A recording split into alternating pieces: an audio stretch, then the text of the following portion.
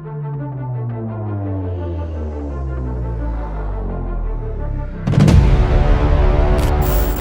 भारत में एक बार फिर से कोरोना ने ले ली है एंट्री? क्या एक बार फिर से दहशत में आने वाला है पूरा भारत?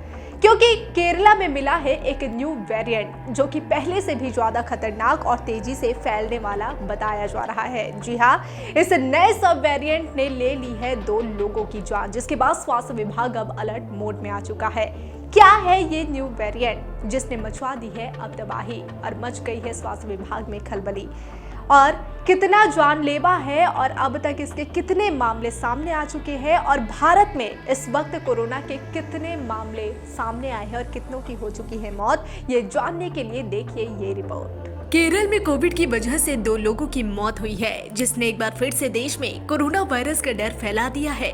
केरल में पिछले कुछ दिनों में 2 लोगों ने कोविड की वजह से जान गंवाई है, जिसके बाद स्वास्थ्य विभाग ने राज्य भर में वायरस को लेकर अलर्ट जारी कर दिया है। सिर्फ इतना ही नहीं, बल्कि कर्नाटक और तमिलनाडु जैसे पड़ोसी राज्यों में भी स्वास्थ्य विभाग हरकत में आ गया है और अस्पतालों को अलर्ट मोड में रखा गया है। रिपोर्ट के मुताबिक मरने वालों में कोझिकोड जिले के बटोली के 77 वर्षीय कलियाटुपुरम बथ कुमारन और कन्नूर जिले के पनूर के 82 वर्षीय पलकंडी अब्दुल्ला शामिल है। शुक्रवार को कुमारन की मौत के बाद एक लैब टेस्ट में इस बात की पुष्टि हुई कि उनकी मौत की वजह कोविड ही रही है। शनिवार को कोझिकोड के एक प्राइवेट अस्पताल में खांसी और सांस लेने में तकलीफ के इलाज के दौरान अब्दुल्ला की संक्रमण की वजह से मौत हो गई।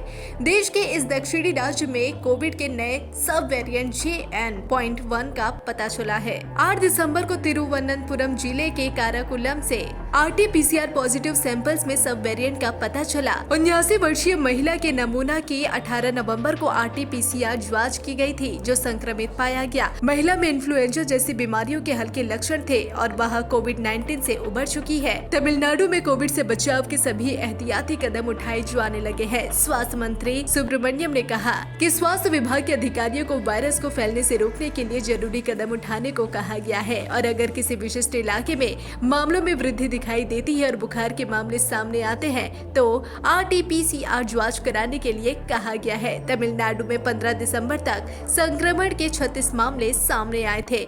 केंद्रीय स्वास्थ्य मंत्रालय के नियमों के तहत केरल के सभी हेल्थ फैसिलिटी में मॉक ड्रिल का आयोजन किया गया है ताकि अस्पतालों की तैयारियों का जायजा लिया जा सके। एक सरकारी प्रेस रिलीज में कहा गया है कि स्वास्थ्य मंत्रालय राज्य स्वास्थ्य अधिकारियों के संपर्क में है और स्थिति की निगरानी की जा रही है। कोविड के ज्यादातर मामले हल्के लक्षण वाले होते हैं और बिना किसी इलाज के घर पर ही ठीक हो जाते हैं। केरल के विभिन्न एंट्री पॉइंट्स पर नजर रखी जा रही है। स्वास्थ्य अधिकारियों ने सरकारी और प्राइवेट अस्पतालों में कड़ी निगरानी को कहा है। बुखार के मरीजों की बढ़ रही संख्या के मद्देनजर जिन लोगों को सांस लेने में परेशानी, सीने में दर्द, लो ब्लड प्रेशर और भोजन करने में परेशानी है, उन्हें तुरंत डॉक्टर से सलाह लेने को कहा गया है। कोविड-19 के लक्षण वाले लोगों को टेस्ट करवाने की सलाह दी गई है। लोगों से कहा गया है कि एंटीजन टेस्ट में नेगेटिव आने वालों को RT-PCR टेस्ट कराना चाहिए। कोविड-19 मरीजों को अलग वार्ड में रखने की सलाह दी गई है। अस्पताल में मरीजों और उनकी देखभाल करने वाले लोगों को मास्क पहनने को कहा गया है। अगर देखभाल करने वाले लोगों और अस्पताल के स्टाफ को कोई दिक्कत है तो उन्हें तुरंत अपना कोविड टेस्ट करवाने की सलाह दी गई है। ऐसे लोग जिन्हें लगता है कि वे कोविड की चपेट में आसानी से आ सकते हैं, उन्हें कहा गया है कि वे सार्वजनिक जगहों पर भी मास्क लगाएं। राज्य सरकार ने कर्नाटक के अस्पतालों में मॉक ड्रिल करने का फैसला किया है। सरकार ने मंगलवार को कोविड-19 पर तकनीकी सलाहकार समिति भी बुलाई है। सरकार की तरफ से टेस्टिंग किट खरीदने का निर्देश जारी किया गया है। इसमें RT-PCR जांच, रैपिड एंटीजन टेस्ट और BTM शामिल है। मॉक ड्रिल के जरिए ये पता लगाया जा रहा है कि ICU बेड, ऑक्सीजन की उपलब्धता और दवाइयों सहित कितने बेड है। केंद्रीय स्वास्थ्य मंत्रालय के शनिवार तक अपडेट किए गए डाटा के मुताबिक भारत में कोविड-19 मामलों की कुल संख्या में 339 नए मामलों का इजाफा हुआ है। इस तरह देश में एक्टिव केस की संख्या 1492 तक पहुंच गई है। मरने वालों का आंकड़ा 5,33,311 तक पहुंच गया है। Bureau report, digital Khabrilal.